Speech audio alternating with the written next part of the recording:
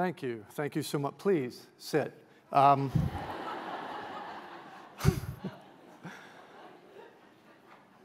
Thanks, Eric, and thanks everyone for inviting me. When I was asked to participate in BSR18, wasn't sure if it was a conference or a clinical trial for a new drug, but looking at this empty table, now I'm really confused. Thank you. Seriously, I'm honored to be here at BSR18. By the way, I hear BSR12 was off the hook. So we got to raise the roof tonight, people. A lot of pressure. So, by the way, that panel was awesome. I really feel privileged. I can't say this every day, but I do feel I'm the smartest person in the room. That's a joke. I mean, that was, please. No, that was incredible. Thank you. So I'm here because I'm not sure. No, because I'm on the board of the Rape Foundation, and I've been an advocate for child and adult victims of rape, sexual assault, and harassment for the last 25 years. After the Weinstein scandal broke in October last year, we were flooded with stories of harassment, not just men in the entertainment industry, but powerful men across every sector of society. And the problem was not just a few bad apples. What working women have known and endured for decades suddenly dawned on the rest of us, that we live in a country in which sexual assault and harassment is pervasive, condoned, and routine, and continues to be aided and abetted by institutional silence and complicity. 8 months before the Weinstein scandal broke, a friend of mine, Sigal Avin, and I created a series of short films that depict cases of sexual harassment, all based on real incidents, including her own. She wrote and directed, and I produced with the help of my pal Mazdak Rossi, co-founder of Milk Studios and Milk Makeup here in New York. Sigal, Rossi, and I all have young daughters. And given the current climate in which women and their advocates are fighting to maintain basic human rights, and in which victims are unjustly discredited, vilified, and mocked by men in positions of authority, we felt a need to explicitly state that sexual harassment and sexual assault are totally unacceptable in any environment and will not be easily dismissed.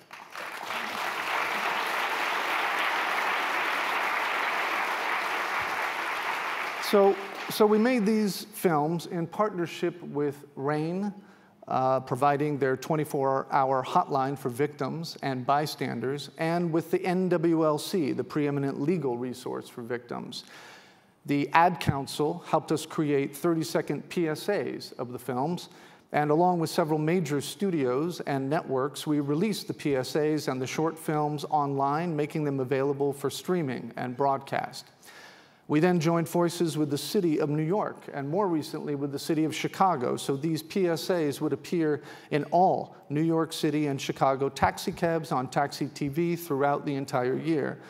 And perhaps most significant to you all, the NWLC created an incredible digital toolkit which provides employers, management, and CEOs with practical, effective solutions to create a safe work environment in 10 simple steps. That toolkit can be easily downloaded from the conference mobile app or at nwlc.org/thatsharassment. Finally, Apple approached us about licensing the films for internal training purposes, and I thought that was pretty cool. So now we license the films to companies and institutions, large and small, all across America, and we created a study guide, a companion piece for the films, which you can also find on the NWLC website. So we're experiencing, as we all are well aware, a watershed moment, not just within the entertainment industry, but nationwide, bringing with it a huge opportunity to effect lasting change in the culture and behavior at both the corporate and personal level. But dialogue has been difficult. For a while, men were too afraid to talk. Those who did sometimes suffered immediate condemnation. So it's been challenging getting men to come to the table. I'm hoping the films we made and my being here in some way inspires men to open up and join the conversation. And now, I'd like to show you one of the 6 short films that I happen to also star in. It's called The Boss. Please remember, I'm an actor playing a part.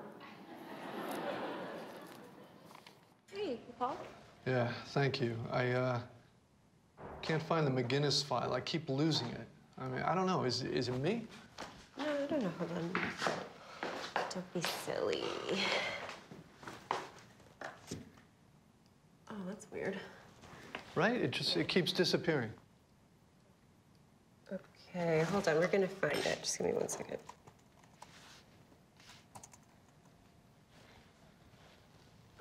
Starving. Haven't eaten since lunch. Ah, here it is. Where? I'm just gonna drag it to your desktop for now. What? It was in the damages file. It didn't have its own file like the rest of the families in the lawsuit.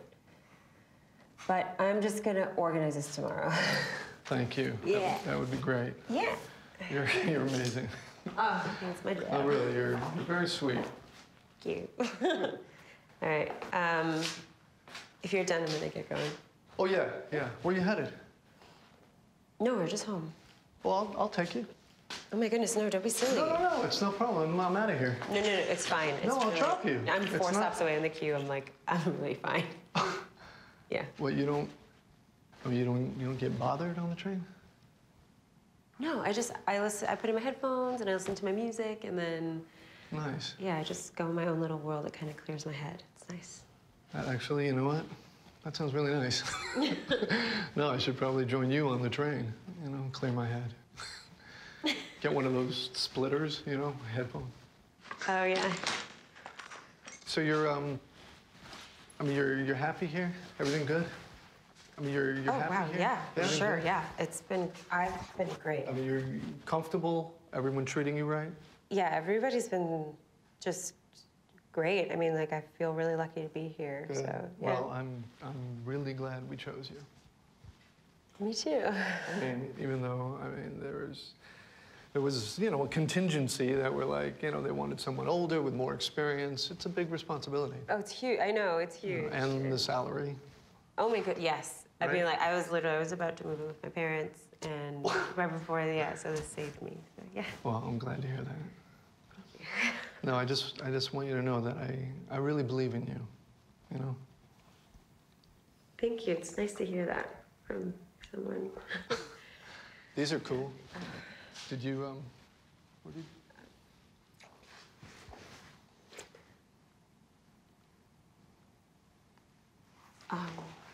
What? I'm sorry, I have a boyfriend. No, that's okay. I'm married. I mean, I was just trying to show you how much I appreciate you, I do. Yeah. I do, I really do. I just don't know if I'm kind of comfortable. Oh, okay. Yeah. I'm sorry. It's okay. No, I don't want to make you uncomfortable. No, that's not my style. I know, it's fine. So I'm No, gonna I can just, see. I'm gonna go. I can see it's not fine. You're not fine. Listen, I want things to be comfortable between us. No, okay? it's okay. No, I I know, feel I it's know. not. I feel it's not okay, and I really am sorry. I want to make it okay. Okay. Okay. Okay. Are we good? Nothing happened.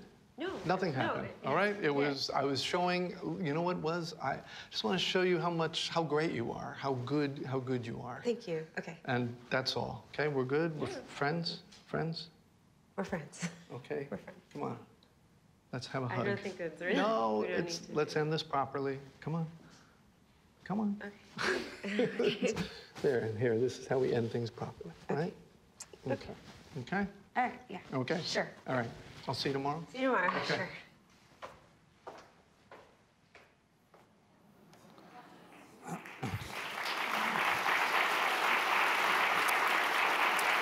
Sure. So it's worth drawing attention to a few things about that film, other than my incredible performance. There's a moment early on in which the employee gets what many women call the uh-oh feeling. It's the moment when you feel the energy in the room shift. A lot of the time it's subtle and seemingly innocuous. You may still be talking about work, but there is an undercurrent of suggestion that sometimes manifests in an obvious act of aggression, such as the kiss in this film, but often doesn't.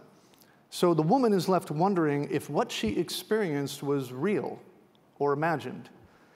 And from that moment on, in every interaction, she will be questioning her colleague's intention and her own instincts until they are confirmed or denied.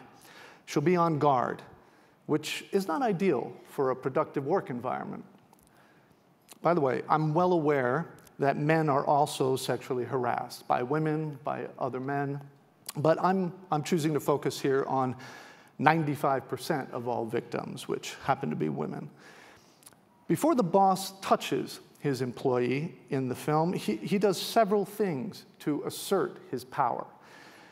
He's kept her late when it's clear the other employees have all gone home, a request almost impossible for her to refuse. He compliments her repeatedly, first on her ability, then on her appearance. She must take the compliments and act accommodating and grateful.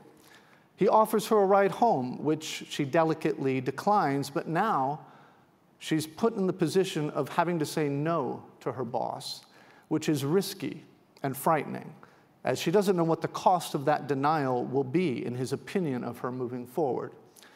He assumes the role of protector, expressing concern for her treatment by others, and tells her he went to bat for her, insisting she be hired over others with more experience, making her feel indebted to him.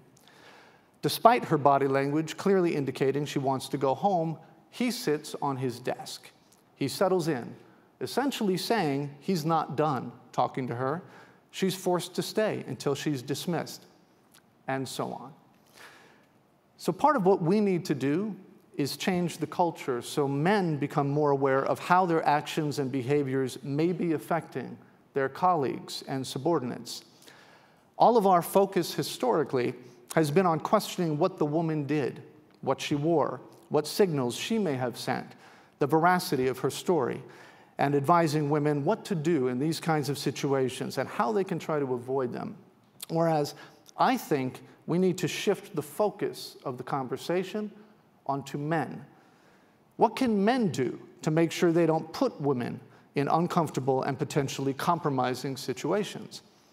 What can men do to be responsible, proactive bystanders in the workplace, to be good allies to their female colleagues and friends, to stop inappropriate comments, jokes, and behavior by their buddies? How do we incentivize men to step up and set the example for other men at work? It's not easy, but I think the first step is personal responsibility. A buddy of mine, actually an actor in one of the other films we made, had this profound realization while we were filming. He's the star of a TV show, and I've known him a long time. Good guy, always looking out for others. He told me that when he's on set and he's saying goodbye to some of the female crew members or female guest stars, he'll often throw open his arms and give them a big warm hug. He's 42, happily married, and has been a working actor for 20 years, but only just realized that when he does that, the women, all his subordinates, have no choice in the matter. They can't say no to a hug. He's the star of the show. They are replaceable. He is not. And even though his intention was always honorable, he realized it's an unequal power dynamic, so he stopped. Personal responsibility. I wish I could show you the other films, and I hope you check them out online, but I did want to highlight one that ends on a positive note in my mind. A female journalist is trying to interview a prominent politician. In spite of the persistent, even physical, sexual harassment by the politician, the journalist remains composed, professional, and ultimately gets the job done. And that's what countless women throughout history and in the room here today have done day in and day out. Despite our culture of predation, objectification, the pay gap, and misogyny, they get the job done. Just think what could be accomplished if these obstacles were removed. Thank you.